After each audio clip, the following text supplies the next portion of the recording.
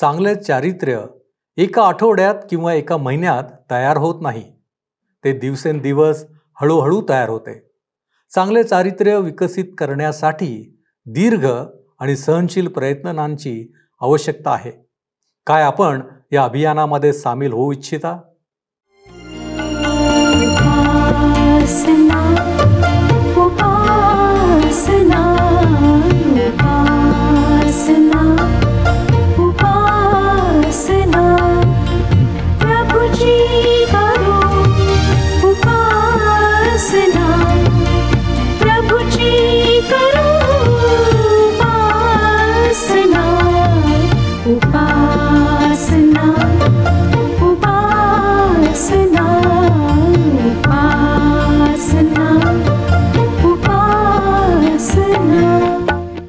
उपस्थित सर्व बंधू आणि भगिनींनो, उपासना कार्यक्रमामध्ये आपले हार्दिक स्वागत.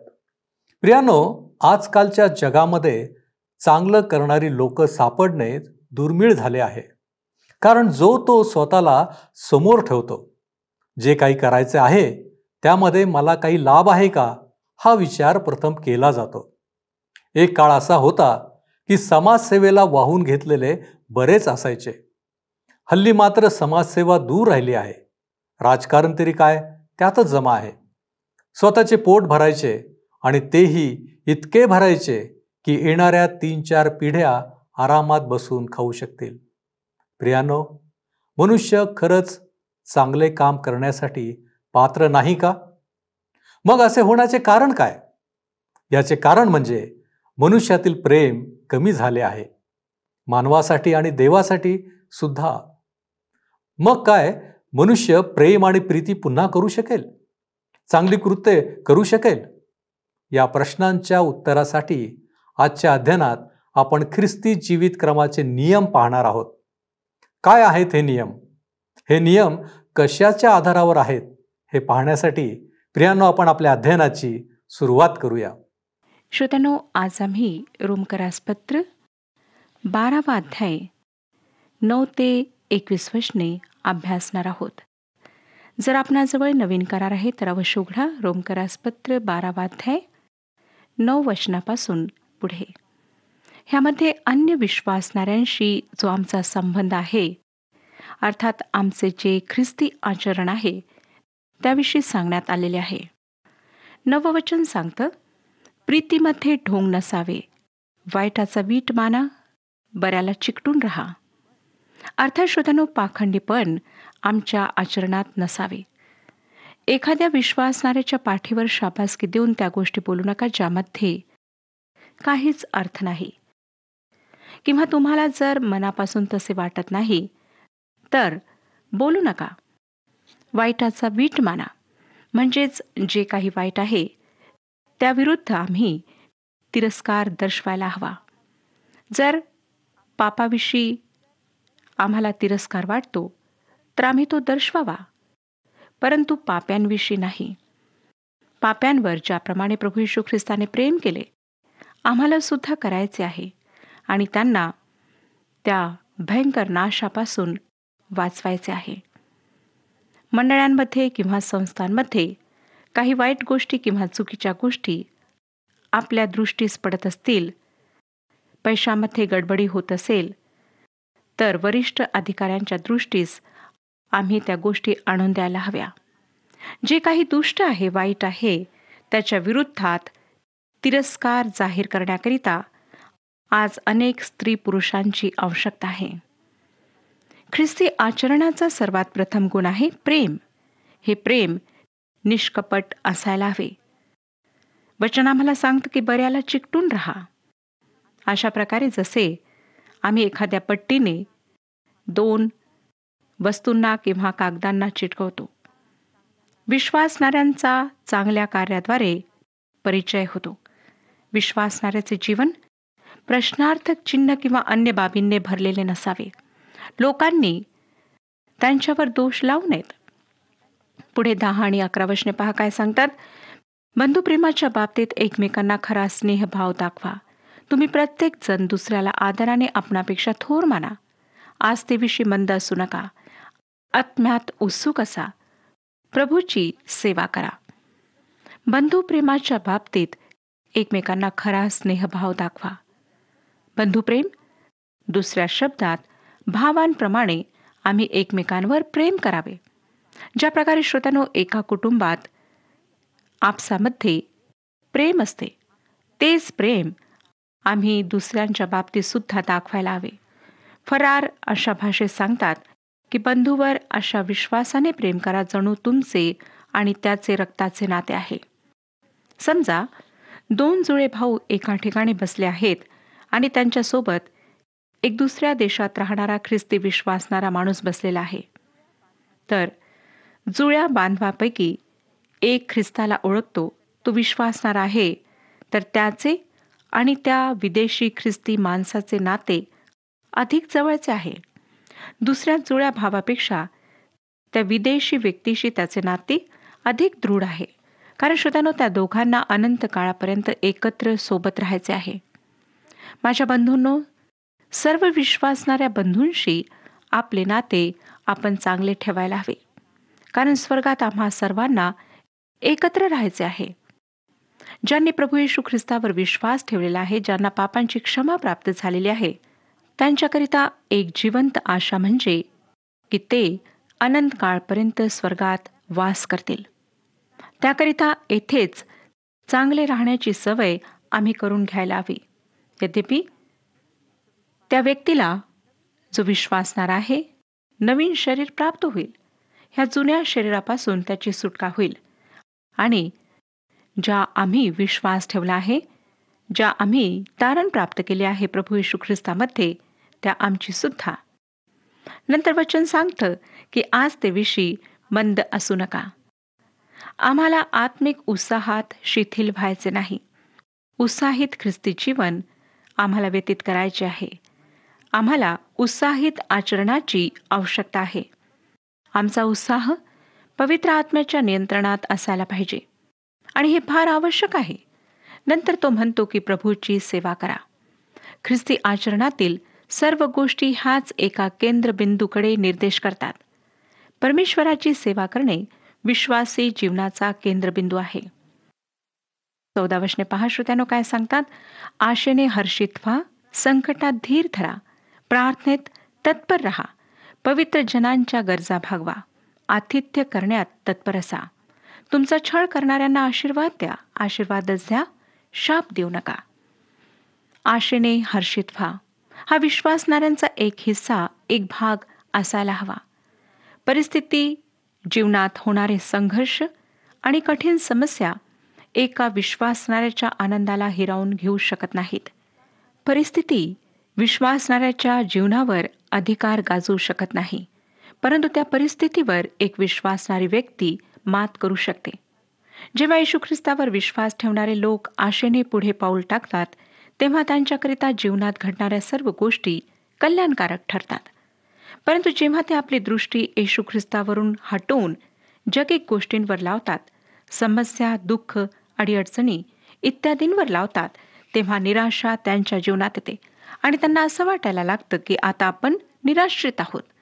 श्रोत्यानो, आम्हाला परमेश्वराच्या गौरवी आशेत स्थिर राहायचे आहे.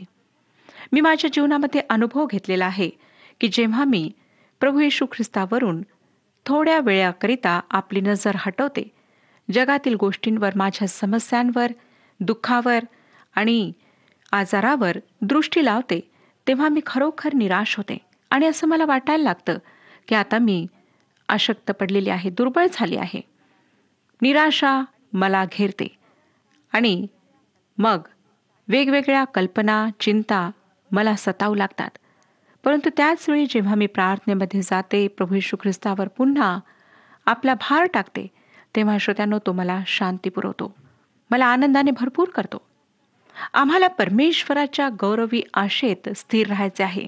कदाचित आज आपण कुटुंबातील समस्यांमुळे, आर्थिक अडचणींमुळे निराश आहात, दुःखी आहात, चिंतेत आहात, तर आपले लक्ष त्यावरून काढून येशू ख्रिस्तावर लावा. त्याला जीवनात प्राथमिकता द्या. चिंता करून काहीच होणार नाही. येशू ख्रिस्तावर विश्वास ठेवून आशेने हर्षित व्हा, प्रार्थनेत तत्पर रहा.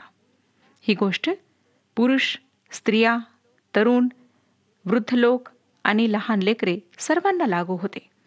पवित्र जनांच्या गरजा भागवा, ह्याचाच अर्थ विश्वासणाऱ्यांच्या ज्या गरजा आहेत त्या भागविणे, त्याकडे लक्ष देणे.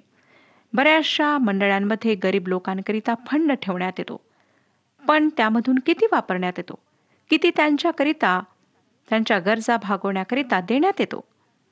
देवाची इच्छा आहे की जे विश्वासी जन गरीब आणि गरजवंत आहेत त्यांची आम्ही मदत करावी. नंतर तो म्हणतो की आतिथ्य करण्यात तत्पर असा. अर्थात श्रोत्यानो, आतिथ्य करणे आम्ही सोडू नये.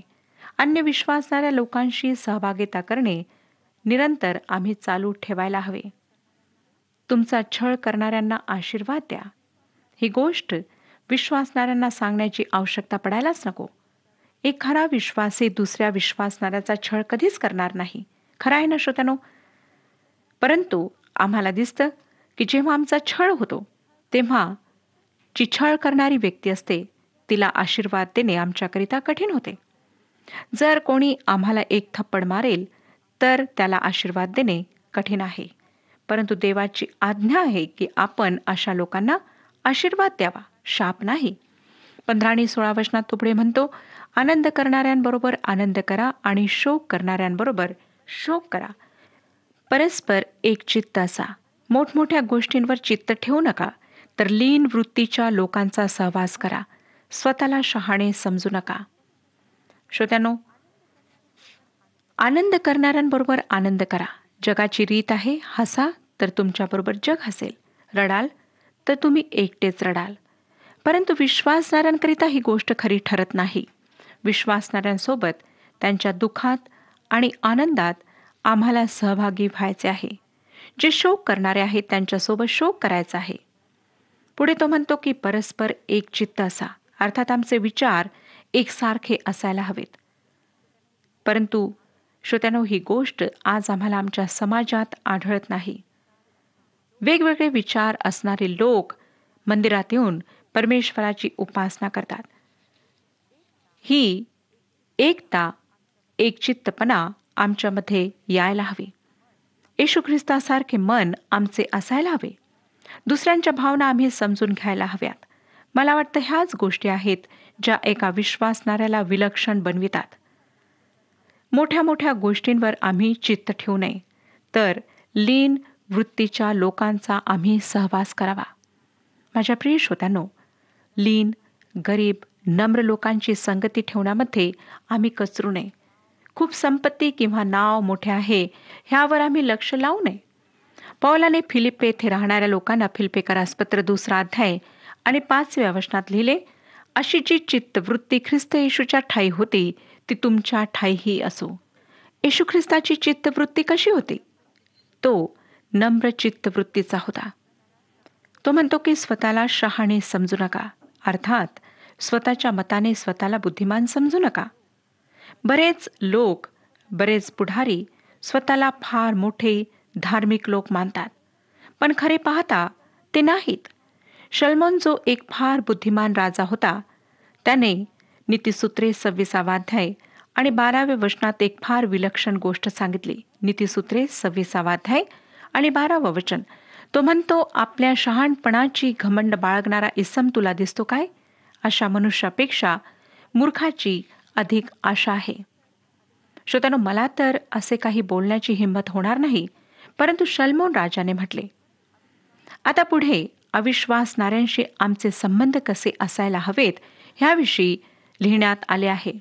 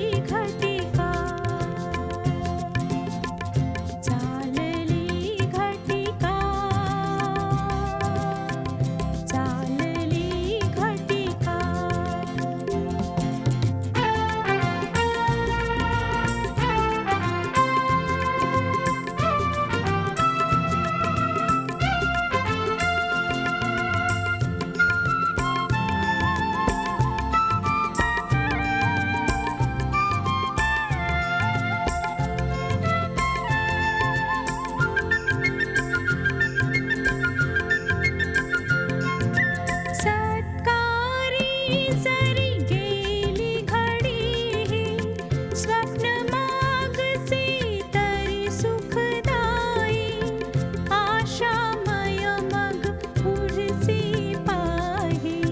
सोड रे धुंदी यात्रिका, चालली घटिका, चालली घटिका, चालली घटिका.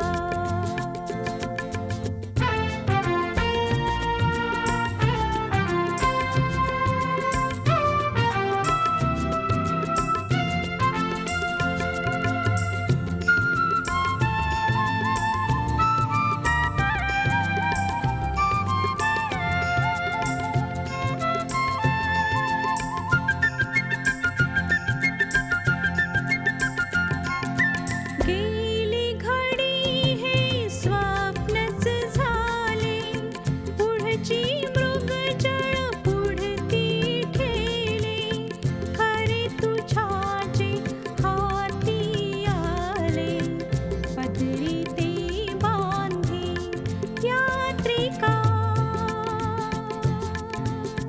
चालली घटिका, चालली घटिका, चालली घटिका. कर विचार हिचा आधी, कर विचार हिचा आधी, चालली घट. तुम्ही आणि मी श्रोत्यानो, आम्ही अशा जगात राहत आहोत जे अविश्वासणाऱ्यांचे जग आहे. तर अशांशी आमचा संबंध कसा असायला हवा? 17 आणि 18 वचनात काय सांगितले आहे पहा. 12 अध्याय 17 आणि 18 वचने. वाईटाबद्दल वाईट अशी कोणाची फेड करू नका. सर्व मनुष्यांच्या दृष्टीने जे सात्विक ते करण्याकडे लक्ष ठेवा. शक्य तर सर्व माणसांबरोबर तुम्हाकडून होईल तितके शांतीने राहा. वाईटाबद्दल वाईट अशी कोणाची फेड करू नका. ह्या ठिकाणी मला सांगावंसं वाटतं की जे विश्वासणारे आहेत त्यांना जगाकडून वाईट अशीच वागणूक मिळेल, परंतु आम्हाला त्याची फेड वाईटाने करायची नाही. सर्व मनुष्यांच्या दृष्टीने जे सात्विक ते करण्याकडे आम्ही लक्ष ठेवायला हवे. अप्रामाणिक ख्रिस्ती व्यक्तीकडून जितकी ख्रिस्ताच्या नावाची निंदा होते श्रोत्यानो, तितकी अधिक कशाच्याही द्वारे होत नाही. विधर्मी लोकांना, ज्या सिद्धांतांना आम्ही मानतो किंवा ज्यावर आम्ही विश्वास ठेवतो, त्यांची पर्वा नाही. मग तुम्ही कोणीही असा, कुठेही काम करणारे असा, ते फक्त हेच जाणून घेऊ इच्छितात की आम्ही प्रामाणिक आहोत किंवा नाही. आम्ही प्रामाणिकपणे कर्जफेड करतो किंवा नाही. काय आम्ही अशी व्यक्ती आहोत आमच्यावर लोक भरोसा ठेवतात? स्वतःच्या जीवनाद्वारे जिवंत साक्ष देणे हे एखाद्या शुभ संदेशाचा पर्चा देण्यापेक्षा अधिक चांगले आहे. आज जगातील लोक आमच्या जीवनाकडे पाहत आहेत. आमचे जीवन कसे आहे? काय आम्ही फक्त रविवारचे ख्रिस्ती आहोत? अन्य दिवशी आम्ही वाटेल तसे वागतो, शिव्यागाळी करतो, मारामारी, भांडणे इत्यादी करतो. ह्याद्वारे आम्ही ख्रिस्तीपणाचे कोणते चित्र लोकांना दाखवतो? शुभवर्तमान प्रचार करणे अत्यंत महत्त्वाचे आहे, पण श्रोत्यांनो, त्यासोबतच आमच्या रोजच्या जीवनाद्वारे आम्हाला दाखवायचे आहे की आम्ही कोण आहोत, कोणत्या परमेश्वरावर आम्ही विश्वास ठेवणारे आहोत. शक्य तर सर्व माणसांबरोबर तुम्हाकडून होईल तितके शांतीने राहा. मला हे फार आवडतं, कारण कितीतरी असे लोक आहेत ज्यांच्याशी पटवून घेणे कठीण जाते, परंतु आम्हाला शक्य होईल तितके दुसऱ्यांबरोबर शांतीने राहायचे आहे. 19 आणि 20 वचने पुढे पहा काय सांगतात. प्रियजन हो, सूड उगवू नका, तर देवाच्या क्रोधाला वाढ द्या. कारण असा शास्त्रलेख आहे की सूड घेणे माझ्याकडे आहे, मी फेड करीन असे प्रभू म्हणतो. उलट पक्षी तुझा शत्रू भुकेला असल्यास त्याला खावयाला दे, तान्हेला असल्यास त्याला प्यावयाला दे, कारण असे केल्याने तू त्याच्या मस्तकावर निखाऱ्यांची रास करशील. हे सगळ्यात मोठे तत्व देवाच्या वचनात आम्हाला सापडते, परंतु तरीही देवाच्या लेकरांना त्याप्रमाणे करणे फार कठीण जाते. जर श्रोत्यानं तुमच्या गालावर कोणी थापड मारेल तर दुसरा गाल समोर करणे कठीण आहे. एका माणसाला दुसऱ्या माणसाने थापड मारली, तर त्वरित त्याला आठवले की देवाचे वचन सांगते की दुसरा गाल समोर कर. त्याने लगेच दुसरा गाल पुढे केला. त्या दुसऱ्या माणसाने अधिक जबरदस्त जोरदार थापड त्याच्या गालावर मारली. तो बिचारा खाली पडला. रागाने बेभान होऊन उठला आणि दुसऱ्या माणसाची त्याने चांगली पिटाई केली. हे पाहून तेथे उभ्या असलेल्या एका व्यक्तीने त्याला विचारले, तू असे का केले? तू दुसरा गाल पुढे केला होता आणि नंतर त्याला चांगले पिटले. तो म्हणाला की शास्त्रात सांगितले आहे की दुसरा गाल पुढे कर, परंतु त्यानंतर काय करायचे ते मात्र सांगितलेले नाही. श्रोत्यानो, अनेकदा आम्ही सुद्धा असेच करतो. जेव्हा आम्ही कुठल्याही गोष्टी आमच्या हातात घेतो आणि अधिक चांगल्या प्रकारे मारून त्याचा निकाल लावतो, आम्ही देवाच्या हातातून, नियंत्रणातून त्या गोष्टी आपल्या हातात घेतो आणि आम्ही विश्वासाने चालत नाही. परमेश्वर आम्हाला काय सांगत आहे की तुम्ही विश्वास धरून माझ्यासोबत चाला आणि तुमच्या सर्व गोष्टी मला करू द्या, कारण मी त्यांना न्यायपूर्वक हाताळीन. जर त्या व्यक्तीने तुम्हाला इजा पोहोचवली तर मी त्याला पाहून घेईन. अशा प्रकारची प्रकरणे, घटना आम्हाला देवाच्या हातात द्यायची आहेत आणि देवाला कार्य करू द्यायचे आहे. मी आपणाला सांगू शकते की आपण काय करावे, पण हे सुद्धा मान्य करते की मला स्वतःला ह्या गोष्टींचे अनुसरण करणे कठीण जाते. मी सांगू शकते श्रोत्यानो की 3-4 वेळा मी अशा प्रकारे देवाच्या हातात सर्व दिले आणि ज्या प्रकारे देवाने त्या गोष्टी हाताळल्यात ते पाहून मी खरोखर आश्चर्यचकित झाले. माझ्यापेक्षा तो कितीतरी अधिक पटीने चांगल्या प्रकारे ह्या गोष्टींना हाताळू शकला. आपण सुद्धा अनुभव घेऊन पहा की परमेश्वर त्या गोष्टींना कशा प्रकारे आपल्या हातात घेऊन हाताळतो. 21 वचन मी पुढे वाचते. वाईटाने जिंकला जाऊ नको, तर बऱ्याने वाईटाला जिंक. दुसऱ्या शब्दात, वाईटाने जिंकणे सोडून दे, बऱ्याने वाईटाला जिंक. जेव्हा आम्ही ह्या वाईट जगात चालतो, जे सैतानाच्या पद्धतीने चालत आहे, तर माझ्या श्रोत्यानो, हे जग आम्हाला फटके मारेल. आम्ही जगाच्या सूड आणि तिरस्कार ह्या पद्धती वापरू शकत नाही. जर आम्ही वापरू तर नक्कीच आमचा पराजय होईल. आम्ही हारून जाऊ. बऱ्याने वाईटाला जिंक असे परमेश्वर आज आम्हाला सांगत आहे. देवाने विश्वासणाऱ्यांना बरे, चांगले ते दिलेले आहे आणि ते म्हणजे पवित्र आत्मा. आम्हाला पवित्र आत्म्याच्या प्रेरणेने चालायचे आहे. गलतीकरासपत्र 5 अध्याय आणि 16 वचन सांगतं, मी तर म्हणतो आत्म्याच्या प्रेरणेने चाला, म्हणजे तुम्ही देहवासना पूर्ण करणारच नाही. पुढे पौल गलतीकरासपत्र 5 अध्याय आणि 25 वचनात सांगतो, आपण जर आत्म्याच्या सामर्थ्याने जगतो तर आपण आत्म्याच्या प्रेरणेने चालावे. श्रोत्यानो, मी आपणाला प्रश्न विचारू इच्छिते की काय आपण आत्म्याच्या प्रेरणेने चालत आहात? काय परमेश्वराच्या हातात सर्व काही सोपून विश्वासाने आपण पाऊल उचलत आहात? जर नाही तर आज ह्याची आवश्यकता आहे. ह्या गोष्टी आपणाला कशा प्राप्त होतील? सामर्थ्याने. प्रार्थनेमध्ये परमेश्वराजवळ सामर्थ्य मागा आणि त्याला म्हणा की प्रभू, ह्या वचनानुसार चालण्याकरिता तुम्हाला सामर्थ्य पुरेल. परमेश्वराशिवाय ह्या गोष्टींमध्ये आमची कोणीच मदत करू शकणार नाही. जर आपण म्हणाल श्रोत्यानो की मी स्वतःच्या प्रयत्नाने अशा प्रकारे वागू शकते किंवा वागू शकतो, तर ते शक्य नाही. फक्त परमेश्वरच आमची मदत करू शकतो. तो आपल्या पवित्र आत्म्याच्या द्वारे आमचे मार्गदर्शन करू शकतो, आम्हाला नियंत्रण शक्ती देऊ शकतो. तर पुन्हा एक वार ही वचने वाचा, ह्यावर मनन करा आणि पहा की आपण कुठे चुकत आहात, कुठे आपण स्वतःच्या इच्छेने वागत आहात आणि परमेश्वराच्या वचनाला एका बाजूला सारून आपण पुढे जाण्याचा प्रयत्न करीत आहात. परमेश्वर ह्या विषयात आपले मार्गदर्शन करो आणि आपणातील प्रत्येकाला आशीर्वाद देव. हा कार्यक्रम आपणास आवडला काय? आता आम्हाला एक मिस कॉल करा आणि आपण पुढील विजेता होऊ शकता.